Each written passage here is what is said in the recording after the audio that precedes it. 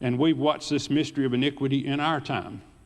For at least the last 100 years, billionaire bankers and businessmen have been trying to sell the world on a one-world government. After World War I, they tried to establish the League of Nations, and that failed. And then after World War II, they established United Nations and have dumped billions of dollars into it, trying to build their new world order. And we're almost there. So do I think that the coronavirus is a sign of the end of the world? I don't think so. But I do think this COVID-19 is a drill. It's a simulation. It's a dress rehearsal, if you will, to work out the bugs and get all the nations prepared for this final world government. For the last 3 months, we've watched our globalist leaders manipulate us with the Marxist revolutionary technique known as the Hegelian dialectic. It's a very complicated philosophical thing, but it can actually be salted down to about 3 points. And that is called problem, reaction, solution. The way you change cultures is using problem, reaction, solution. So these globalists, they cause a problem, be it terrorism, a pandemic, or global warming, or whatever they want to come up with. And then they wait for our reaction. Our reaction as people tends to be the same. Oh no, we're all going to die. Somebody do something. And then they have the solution, a prepackaged, ready for us, usually involves more government control of our lives. So let's look at the timetable a little bit. Sometimes it gets blurred with our 24-hour news cycles that go through, but let's look back at the timeline and see the changes that have occurred in the last couple of years that's brought about our current predicament, which for us began on March 15th when President Trump declared a state of emergency for coronavirus. 3 years ago, November the 8th, 2016, Donald Trump shocked the world by winning the presidency of the United States of America. He won this election by promising to make America great again, to put a stop to the globalist agenda, to close our borders, and to quit paying all the bills for United Nations and NATO. Also to stop this man-made global climate change hoax and to stop the one-sided trade deals. He said, I want international trade, but it needs to be fair trade, not with America always being on the other end of the hook there.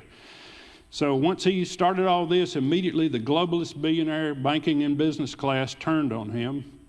The press attacked him. Democrat politicians and never Trump Republicans began trying to impeach him. That went on for about 3 years. And then once that failed, the next move was coronavirus. Now in the past, it was usually David Rockefeller who was pulling the strings around the world on these globalist movements, but he died in March 2017. We never did think he would, but he died in March 2017 at 101 years old. And of course, then there's George Soros. He always gets the blame. He's 90 years old. Right now, he's not having much to say, but he is heavily invested in pharmaceuticals. And so it appears that Bill Gates is taking the lead of this billionaires club move toward a one world order. One of the other elder statesmen of this bunch is Henry Kissinger, who is now 97 years old. And ever since I was a little kid, Henry Kissinger's been on the radio and on the TV talking about his new world order. Anyhow, he wrote an op-ed piece on April the 3rd, rejoicing about how this new world order would lead us to, how this coronavirus would lead us to this new world order. So he is so proud of Bill Gates, he said there. So apparently Bill Gates is the anointed one. He is one of the richest globalists today. He's co-founder of Microsoft, who is now working to give away his nearly $100 billion fortune through the Bill and Melinda Gates Foundation. His pet projects are population control and vaccinations. His father was a board member for the abortion provider Planned Parenthood, who helped young Bill understand as he grew up the need for global birth control to save the planet.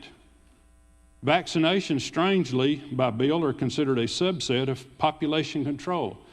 Bill has this theory that if less babies died in infancy, then parents will want fewer children. And so he works all this population control and vaccinations through something called the Good Club. You can look it up on the internet. The Good Club is made up of other globalist billionaires like George Soros, Warren Buffett, Oprah Winfrey, the Rockefeller family, the Ted Turner Foundation, etc. 2 years ago, on January the 17th of 2017, at the World Economic Forum in Davos, Switzerland. For those of you that's not aware of what goes on in Davos, they have this January meeting every year where 3,000 of the world's wealthiest people gather every year to figure out how to rule the world. Bill Gates, back in 2017, initiated a new working group called CEPI, the Coalition for Epidemic Preparedness Innovations. It's a collaboration of the Gates Foundation, the governments of Norway, India, Japan, and Germany, and two big pharmaceutical companies called Inovio and Moderna. They also included DARPA, which is the Defense Advanced Research Projects Agency, also known as the mad scientist of the Department of Defense. It also included the Army, U.S. Army's Medical Research Institute of Infectious Diseases. That's the mad scientists of the Army that work out of Fort Detrick, Maryland. This CEPI began working on the next epidemic in 2017. Also, at Davos, Gates began working on a Netflix video called Pandemic. Now, as y'all all know, I don't watch movies, but maybe I should have watched this one. It was released in November of last year. The plot of the movie was a coronavirus that originated in a wet market in China, leaving millions of people dead. Wow, what do you think? Is that a coincidence? Is Bill Gates a prophet? Or is it a plan? Last fall, October the 18th, 2019, there was a pandemic exercise called Event 201 at Johns Hopkins University. The exercise was conducted by the Bill and Melinda Gates Foundation, the World Economic Forum, and Michael Bloomberg's School of Public Health at Johns Hopkins University. And yes, that's the same Michael Bloomberg that just tried to run against Donald Trump for President of the United States. The pandemic simulation predicted that the coronavirus would have the same kill rate as the Spanish flu of 1918, which caused around 65 million deaths worldwide in an 18-month period. It's also interesting to note that Dr. George Fugao, the director of the Chinese Centers for Disease Control, was involved in the simulation. At the same time, at the very same day, October the 18th, and lasted through the 27th, the World Military Games were being held, of all places, in Wuhan, China. You had 10,000 athletes from 110 countries. The United States delegation was about 300 people. 2 months later, January the 7th, China reports the coronavirus outbreak in Wuhan. January the 21st through the 24th was the 2020 annual World Economic Forum gathering in Davos. So the rich guys were back in Davos again in January of this year. And Bill Gates and his CEPI that I just announced, they announced a coronavirus vaccine program with partnerships including Inovio and Moderna, and the United States National Institute for Allergy and Infectious Diseases, which is led by none other than Dr. Tony Fauci, who is now the chief medical advisor to President Trump, who you see on TV in these daily briefings that we're getting. He's an interesting character because he wrote in March in the prestigious New England Journal of Medicine that this coronavirus was going to be a nothing. It was going to be similar to the seasonal flu. But when he went in front of the television cameras, he told American people this coronavirus is 10 times worse than the seasonal flu, may kill 2 million Americans if we do nothing. It still may kill 200,000 Americans even if we shut down the country and shelter in place. There's no known vaccine, he said, and it's going to take 12 to 18 months to get a vaccine even ready for trials.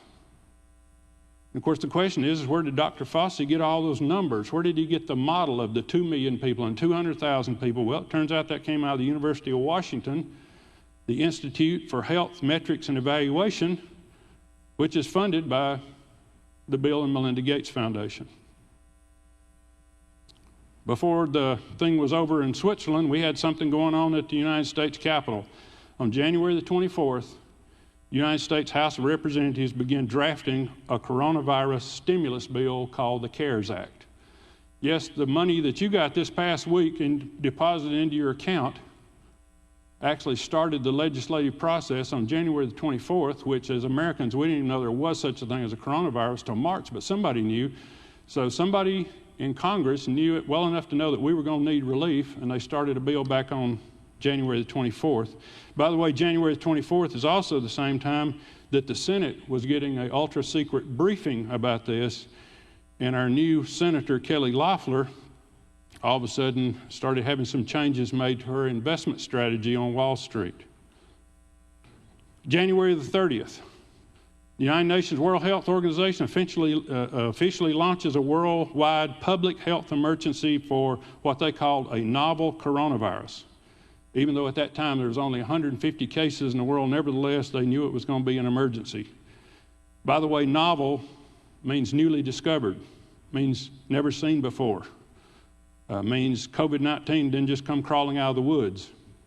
Kind of makes you wonder, where did it come from? January the 31st, President Trump orders a travel ban on anyone traveling from China. 4 days later, January the 4th, the Centers for Disease Control decided not to use the World Health Organization's COVID-19 test kits. They didn't think they were good enough, that we had to come up with our own. So CDC made their own test, and they were defective. Had to pull them all off the market. CDC got out some new tests by the end of February, but then there were backlogs taking 1 to 2 weeks for people to find out whether they had it or not. By the way, you may not remember this about my resume, but before the Lord rearranged my life, I was planning on being a doctor. I was a pre-med major at the University of North Georgia College, majored in biology, minored in chemistry. So I went to the CDC website and looked at those test instructions, see what all was involved in doing a coronavirus test.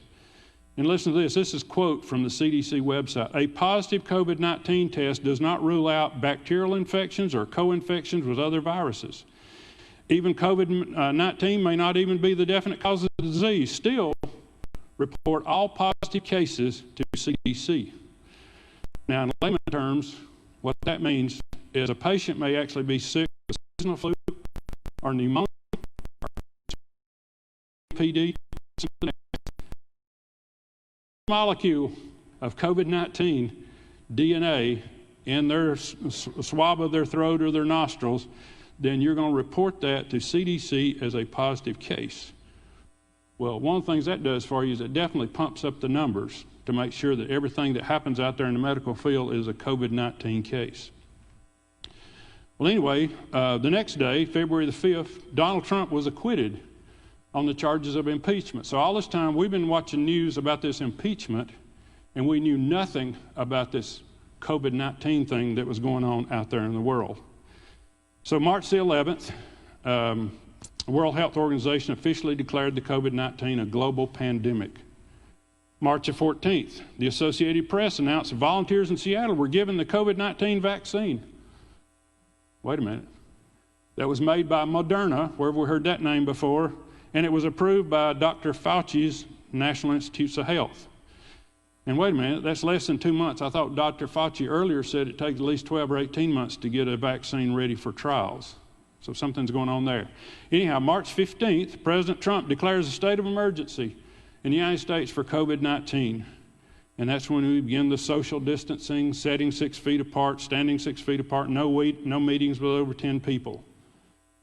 On March 31st, Bill Gates wrote an op-ed in the Washington Post saying the United States missed the opportunity to get ahead of the coronavirus, so we need to shut down the U.S. economy for at least 10 weeks, which would take us to the end of June.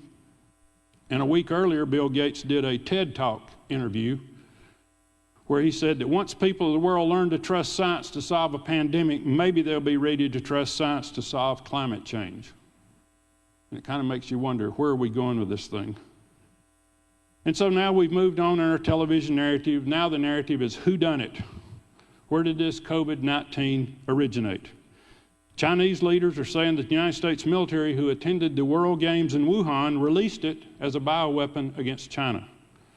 American leaders are calling it the Wuhan virus and saying that the Chinese released it out of their virology lab in Wuhan in order to affect the world.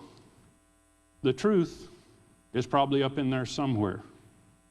But the trouble is, it's classified. And we will not know the truth for 40 years until it's declassified. And at that point, I will not care. Bottom line, this novel coronavirus, COVID-19, is a manufactured crisis designed to deceive people to accept a radically different world than you and I are used to living in. Now, don't get me wrong. Don't go out of here and misquote me. I'm not saying that people don't get sick with coronavirus. I'm not saying that they don't even die with it. The only thing I'm saying is, according to the Centers for Disease Control, who keep up with all these diseases, in an average year in the United States, there are 39 million cases of flu. 39, that's 10%. 39 million cases of flu, and between 30 and 60,000 people die.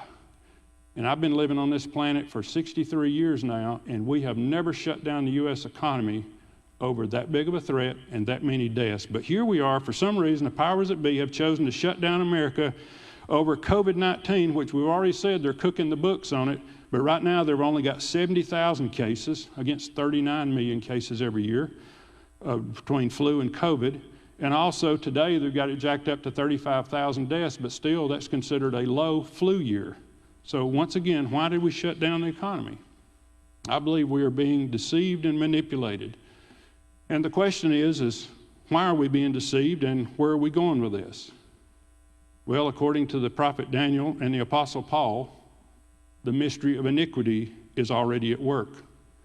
We're watching people who have been deceived by Satan because they rejected the Lord Jesus Christ, and they're changing Christian customs, culture, traditions, and laws all across our land to prepare the way for a future Antichrist. I don't know if he's right around the corner. I don't know when the Antichrist will appear, but nevertheless, the stage is being set. And we've seen a lot of changes just in the last month. As Rahm Emanuel, the former mayor of Chicago and former White House chief of staff under President Obama, used to say, you never want a serious crisis to go to waste. And brothers and sisters, they're not wasting this one. We have watched our leaders transform this COVID-19 coronavirus from being just another virus into a crisis, into an epidemic, into a public health emergency, into a global pandemic. Now, I want you to stop because, again, we get caught up in the day-to-day 24-hour news cycle, but stop and think about all the changes that we have accepted in about a month's period of time. We'll start off with the first thing they had to do, and that was to verify the power of the press. Make sure that those 5 corporations that control 90% of what we see and hear in the media still have the ability to put everybody in a panic. And of course, we're talking about CNN, Time Warner, ABC, Disney, Fox, News Corp, CBS, Viacom, NBC, Comcast. These networks bring on experts whose job it is to convince us that we need to give up our liberty or we're all going to die. They bring on globalist experts who explain that global problems require global solutions. I've heard that a half a dozen times, sometimes daily. They tell us the world is too complicated for any nation, even something as great as the United Nations. We can't fix this by ourselves. We need a one world solution to our problems. They bring on experts who tell us that we need to quit being ignorant and listen to science, listen to the experts, listen to the technocrats. They alone know how to fix pandemics. They alone know how to fix climate change. Another one of the great changes that we've seen that I've never seen in my time is called social distancing. 6 feet between individuals, no gatherings larger than 10 people, order people off the streets and confined to their homes. This is a trial run at martial law, but it turns out they never needed martial law because most Americans submitted voluntarily. But governors have ordered up police, deputized government workers, and have deployed National Guard just in case we, the people, get sick and tired of this and rebelled. And to further add to the rumors of a police state, our governor in Georgia set up a telephone hotline so you can call and rat out your neighbors who are not complying with lockdown orders. That sounds more like Russia or China than it does the United States of America. The next big change is crashing the capitalist economy. Following these social distancing guidelines, we have watched 22 million Americans lose their jobs. We've seen the stock market drop 10,000 points. We've seen our retirement savings vanish and go down the drain. We've watched the government take charge of the means of production, which is a classic definition of socialism. We got the government using executive orders, loans, and grants in order to pick which businesses will win and which businesses will lose. Another big change that's come out of this is they've made the church irrelevant, or should I say more irrelevant than what we already were. In times past, when America went into a crisis, they would call the people of God to pray. That's not what we're hearing now. We're hearing we need doctors, we need scientists, we need people to tell us how to do this. We don't need God, we don't need churches and prayer. Churches are listed among non-essential businesses. Pastors are not allowed to visit sick members in hospitals or nursing homes. The Christian tradition of handshaking with the right hand of fellowship is forbidden. Churches are not allowed to assemble, which is a violation of our First Amendment right, freedom of assembly and freedom of religion.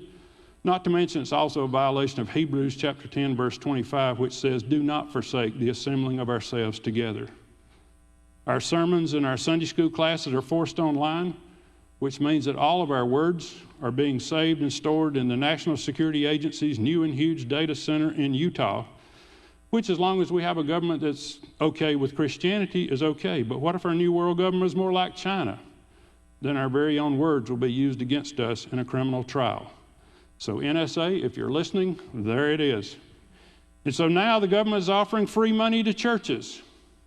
Never mind the fact that using taxpayer money to prop up churches who are in debt is a violation of the First Amendment of the United States Constitution. As our minister of music, Derek, often says, with the shekels comes the shackles. Whoever takes government money will ultimately take government regulations. And I don't think we want to do that at Northlake, at least not on my watch. Another change, cashless society. This is one of the globalist dreams and has been for years, to get rid of cash, use digital currency to be able to monitor and control the flow of money around the world. Korea, which was one of the first nations outside of China to be infected with this disease, they pulled in all their cash to sanitize it because the World Health Organization said cash was just crawling with coronavirus. They required all their people to buy their things with credit cards and their iPhones.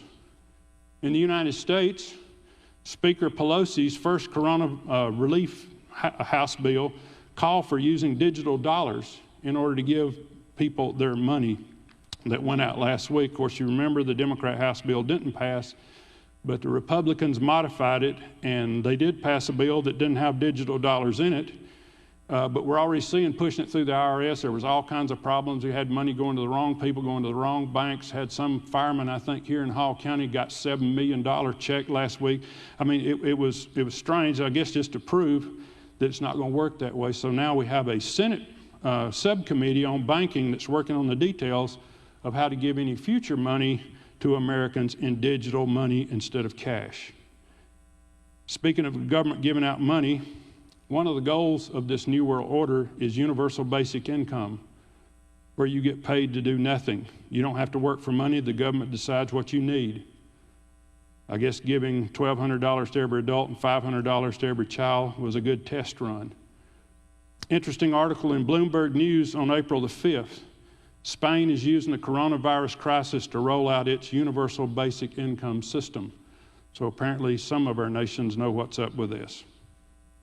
As Trump was signing in the $2 trillion relief bill, he said that the final cost of all these programs will probably be $6 trillion. Now, brothers and sisters, this may sound good for us to be getting all this free money, but the thing you got to remember is no such thing as a free lunch. It will come due at some point. I believe by the time we get to the November elections, our national debt will be over $30 trillion. And just the interest on that debt will take up 15% of our federal budget. Think about that.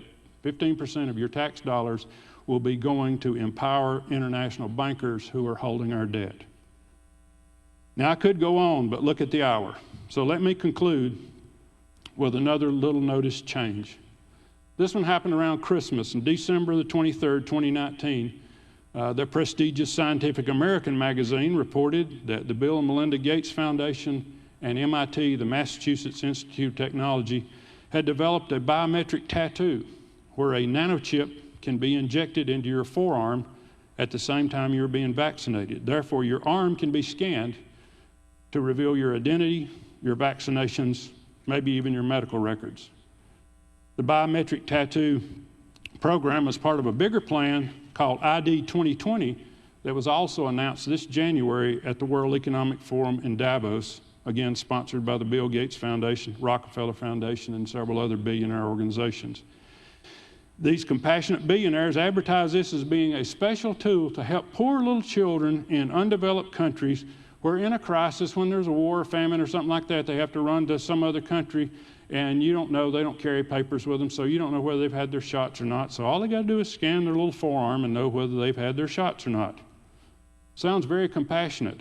But then you read on down the article, they also mentioned that these tattoos would be a great screening tool for people at airports, border crossings, schools, healthcare facilities, government buildings, and sports facilities.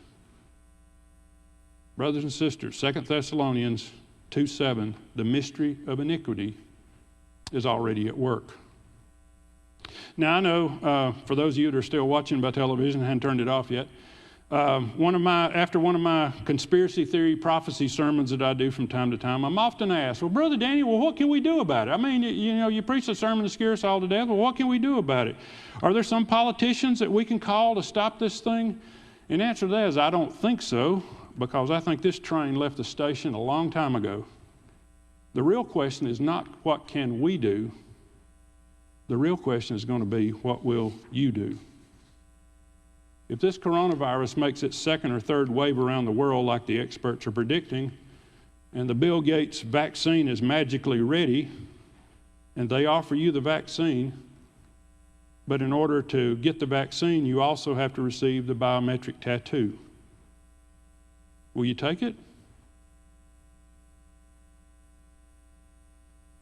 If not, you probably won't be able to go to work or to school or the grocery store or to the bank. In the grand scheme of things, it'll probably not be a non-Christian thing if you accept that tattoo. A vaccine tattoo will probably be okay.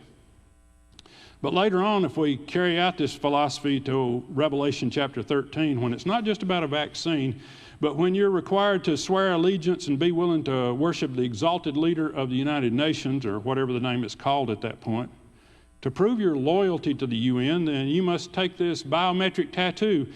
And if you don't take it, then you won't be able to buy or sell or travel or get health care. What then? You're probably saying, Danny, I think this is a little extreme. I don't think this can happen. Sure, it can happen. It's happened before in history, even in some non-techie times. In ancient Rome, under the Roman Caesar Domitian, who happened to be in charge when John wrote the book of Revelation, he forced people to offer a sacrifice once a year of incense. It was just a little pinch. It wasn't much incense, just a little bit. All you had to do is pitch it into the fire and say, Caesar's Lord. That's it. And you're a good Roman citizen, and life goes merrily along. But that was a problem for some folks called Christians. They refused to take the pinch of incense and pitch it in the fire. And they refused to say, Caesar is Lord. Instead, they said, Jesus is Lord. And they and their families were thrown to the lions